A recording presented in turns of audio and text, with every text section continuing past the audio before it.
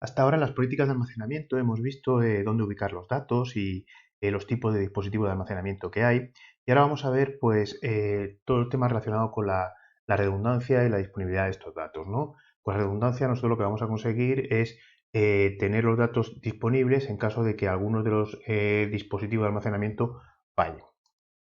Bueno, los sistemas RAID, que es con lo que vamos a conseguir la redundancia, hacen referencia pues, a un sistema de almacenamiento que va a utilizar un conjunto de discos de almacenamiento masivos que van a estar organizados de manera que el sistema operativo lo va a ver como un único elemento lógico de almacenamiento de datos. Nosotros desde el sistema operativo vamos a ver pues, una unidad que va a ser el disco RAID que va a estar formado por ese conjunto de discos, ¿no?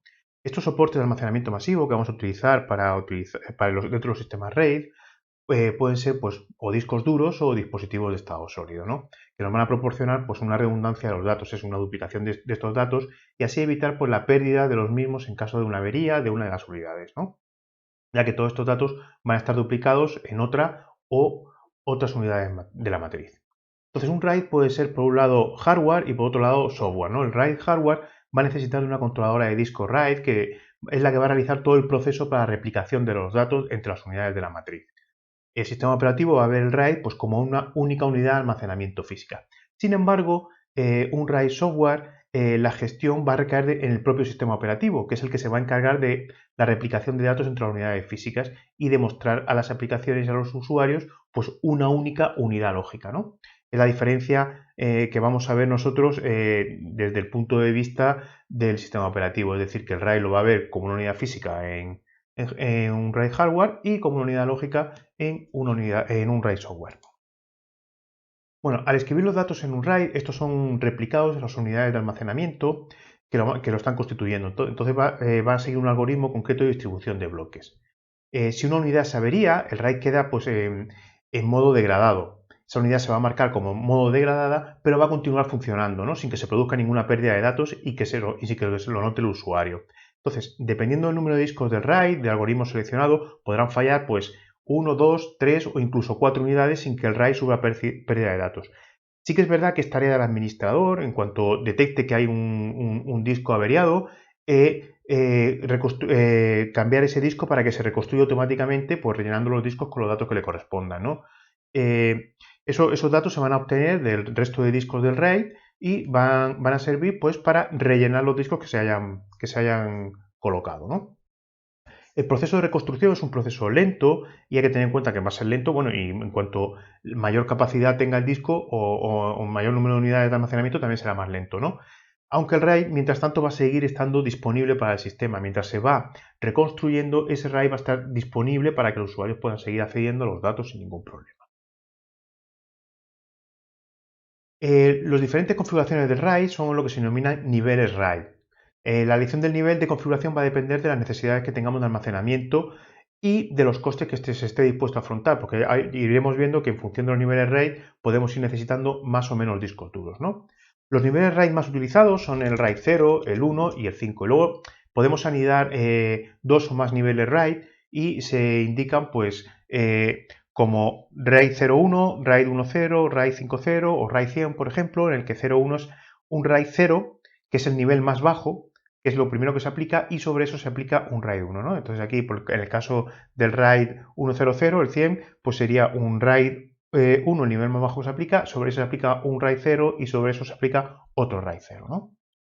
Bueno, pues vamos a empezar a hablar de cada uno de los tipos de RAID que hay, los más utilizados, y vamos a empezar por el RAID 0. El RAID 0 realmente no se trata de un nivel RAID, ya que no es redundancia, es decir, no duplica datos. Lo que se hace es combinar dos o más discos duros creando una única unidad, ¿no? Aquí podemos ver que tenemos dos discos duros y lo que se hace es que la capacidad de la unidad va a verse incrementada por el tamaño de los dos discos duros. Pero no por el tamaño de los dos discos duros en realidad, porque lo que se hace es se coge el tamaño del menor de los dos discos y es el que se va a coger en el otro disco. Es decir, si este disco fuese de 2 teras y este fuese de 1 tera, pues aquí se cogería 1 tera y otro tera de aquí y desaprovecharíamos el otro tera que nos queda aquí. Entonces tendríamos un disco de 2 teras, ¿vale? En el caso de que fuese 1 tera y 1 tera, pues también obtendríamos un disco de 2 teras o 2 teras y 2 teras para obtener pues 4 teras, ¿no? Bueno, los bloques aquí lo que se hace es que se distribuyen de manera equitativa, es decir, empezamos a coger bloques y empezamos a escribir en el disco, pues aquí tendríamos el bloque 1, aquí el 2, aquí el 3, aquí el 4, aquí el 5 y aquí el 6.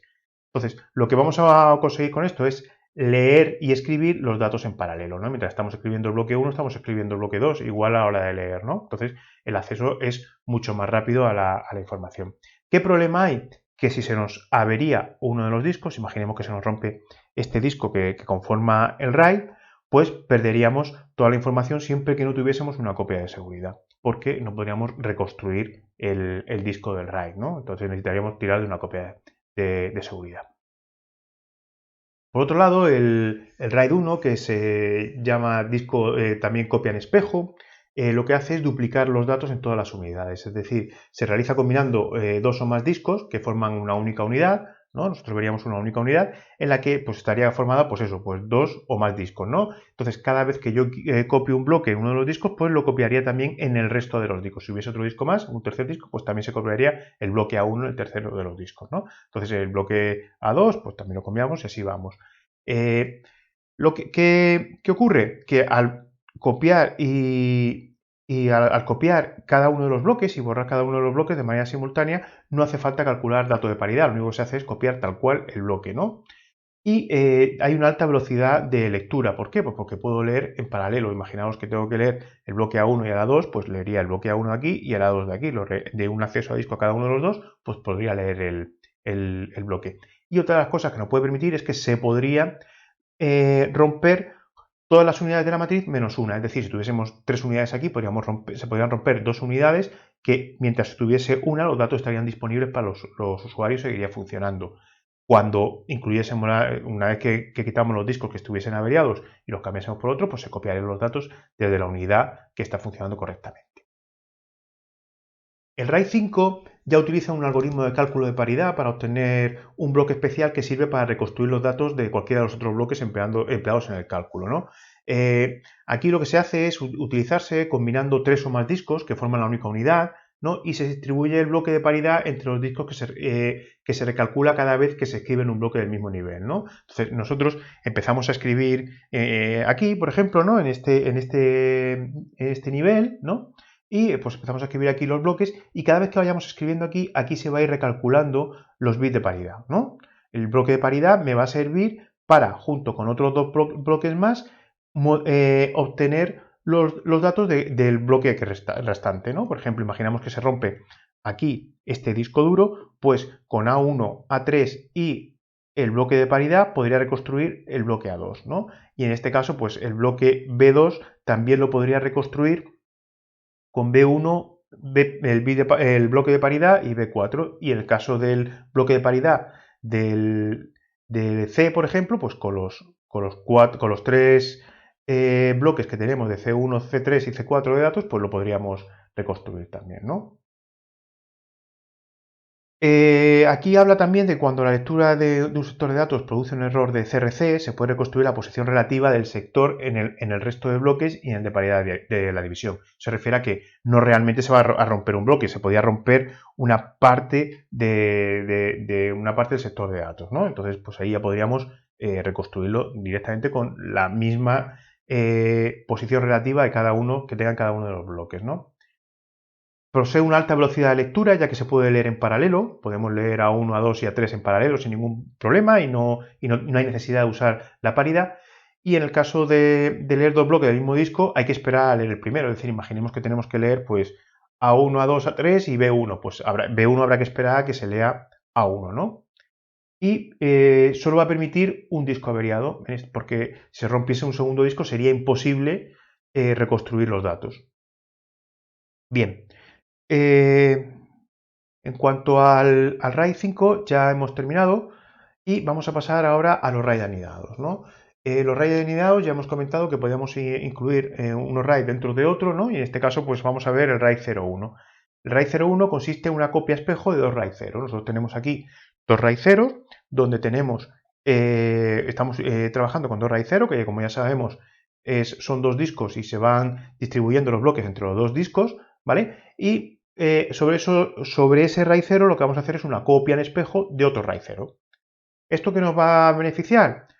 Que cuando un disco duro falle, no hay ningún problema porque del otro RAID 0 podemos obtener los datos y reconstruir ese disco duro. ¿Vale? ¿El inconveniente que tiene? Pues que si yo quiero añadir otro disco duro aquí, también tendré que añadir otro disco duro en el otro RAID 0, ¿no?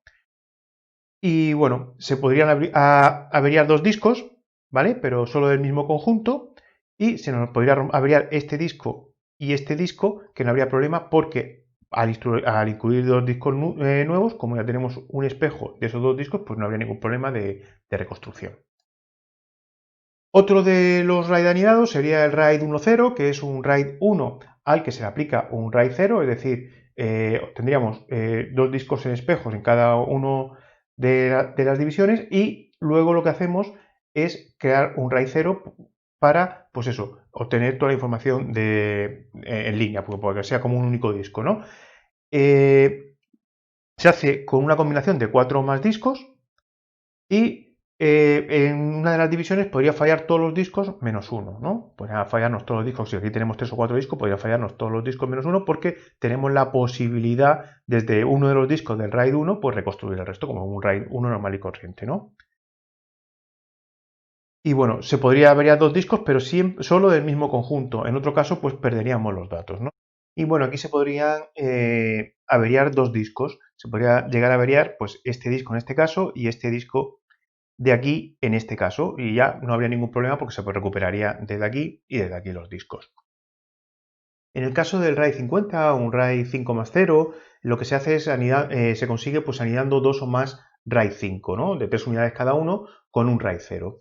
Entonces, lo que se hace es, se realiza combinando 6 o más discos, ¿vale? Y combina la velocidad y la redundancia.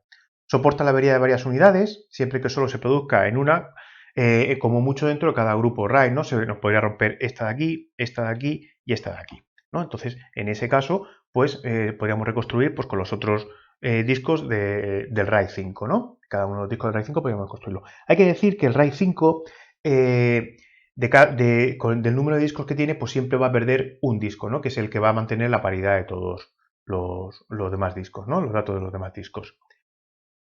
Y en el caso del RAID anidado, el RAID 100, que es 1 más 0 más 0, también se llama RAID en cuadrícula, pues aquí pueden fallar todos los discos menos uno en cada RAID 1, ¿no? Aquí vemos que tenemos un RAID 1, sobre ese RAID 1 hacemos un RAID 0 y luego hacemos otro RAID 0 pues sobre el otro bloque de discos, ¿no? Entonces, aquí sí que pueden fallar todos los discos menos uno del RAID 1, que es el caso que hay en todos los RAID 1, ¿no? Que podríamos tener 3, 4, 5 discos, pero con que haya uno que esté funcionando, después podríamos replicar en los demás sin ningún problema, ¿no? Tiene una gran velocidad de acceso, porque sí que es verdad que como tenemos muchos discos replicados, pues si queremos acceder a 1, 2, 3, 4 bloques en este caso, pues los podemos acceder paralelamente, ¿no? Incluso podríamos acceder a 1, 2, 3, 4, 5, 6, 7 y 8, hasta coger los 8 bloques de una vez, ¿no? En cuanto un disco duro falla, los datos perdidos pues pueden ser copiados de otro disco de la misma división, ¿no? No hay ningún problema, eso ya lo hemos visto. Y se podría averiar dos discos, pero solo del mismo conjunto. En otro caso, pues perdíamos los datos, es decir, se podría averiar este disco y este disco de aquí, ¿no? Sin ningún problema. Bueno, pues con esto ya hemos acabado lo que serían los sistemas RAID, pero debemos de hablar también del Hotspare, ¿no? Hotspare es una unidad de repuesto que se instala en el servidor, ¿vale? Que pasa a ser utilizada de forma inmediata y automática en el caso de necesidad. ¿Esto qué es? Nosotros lo que hacemos es que tenemos, por ejemplo, en un RAID 5 podemos tener, en este caso, 4 discos, 1, 2, 3 y 4, ¿no? Que están funcionando y podemos tener una unidad Hotspare que esté de repuesto. ¿Qué ocurre? Cuando uno de los discos, por ejemplo, este disco falla, automáticamente esa unidad Hotspare empieza a trabajar como si fuese este disco y se replicarían los datos a esa unidad y la que está inservible pues no funciona y esta que estaba en Hotspare pasa a ser una unidad del nuevo nivel RAID, ¿no? Entonces, a estos niveles RAID se les llama RAID 5E, ¿no? Porque sería un RAID con Hotspare. Muchas de estas controladoras, así como la mayoría de los NAS, pues admiten este tipo de configuración, ¿no? Y nos permite, pues eso, una o más unidades Hotspare. Entonces se nos van a sustituir pues, de manera automática en el momento que detecten que se ha producido una avería. Ya el administrador, pues en cuanto detecta el disco averiado, pues como queda marcada la unidad, pues lo que hace es quitar la unidad, mete una nueva y la marca como Hotspare para futuras necesidades. Y bueno, con esto ya hemos acabado toda la parte de sistema RAID y de políticas de almacenamiento.